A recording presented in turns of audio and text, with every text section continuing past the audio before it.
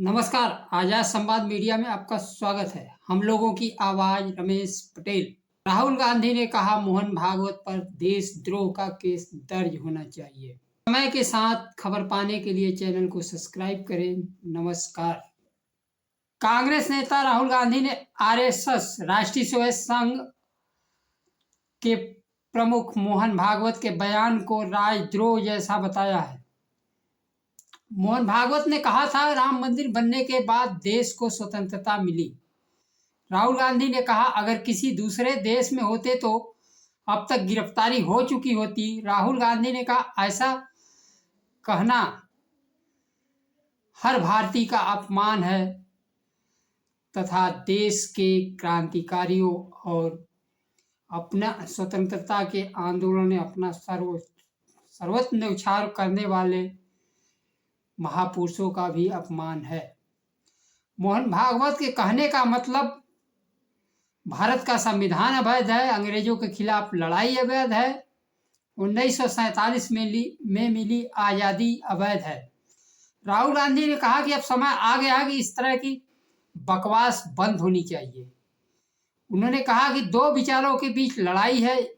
हमारा एक विचार है जो संविधान का विचार है, दूसरी तरफ राष्ट्रीय स्वयं संघ का विचार है। राहुल गांधी ने कहा कि देश में कोई दूसरा दल नहीं है जो आरएसएस के विचार को रोक सके। आरएसएस के विचारधारा को केवल कांग्रेस पार्टी ही रोक सकती है, जो एक विचारधारा वाली पार्टी है। राहुल गांधी ने कांग्रेस के नए मुख्यालय इंदिरा भवन के उद्घाटन पर यह बात कही। उन्होंने कहा कि आज सारी एजेंसियां इसलिए है कि विपक्ष को घेरा जाए और उन्हें जेल भेजा जाए।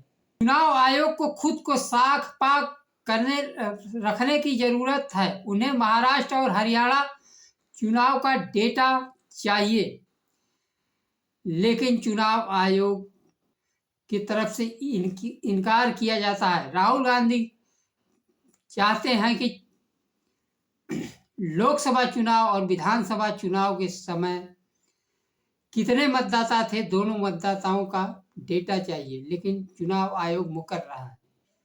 हमें कैसे भरोसा होगा कि चुनाव आयोग सही है? चुनाव आयोग पर खुद को साबित करने का और पारदर्शी तरीके से काम करने का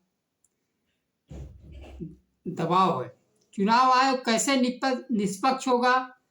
आम लोगों में यह धारणा है चुनाव के लिए ईडी सीबीआई है ना। आज चुनाव आयोग खुद कहता है कि कुछ काम दिखाने के लिए होता है। यही कारण है कि चुनाव आयोग की विश्वसनीयता गिर चुकी है या खत्म हो चुकी है।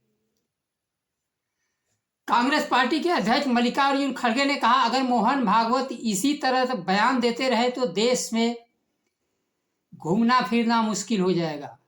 खड़गे ने कहा कि भारतीय जनता पार्टी आरएसएस के लोगों को 1947 में मिली आज़ादी याद नहीं है, क्योंकि उनके पूर्वजों का स्वतंत्रता आंदोलन से कोई लेना देना नहीं है। उन्होंने भारतीय जनता पार्टी और आरएसएस का उल्लेख करते हुए कहा कि वे आज़ादी के लिए कभी नहीं लड़े, कभी जेल भी नहीं गए, इसलिए आज़ादी के बारे में उन्हें कुछ याद नहीं है।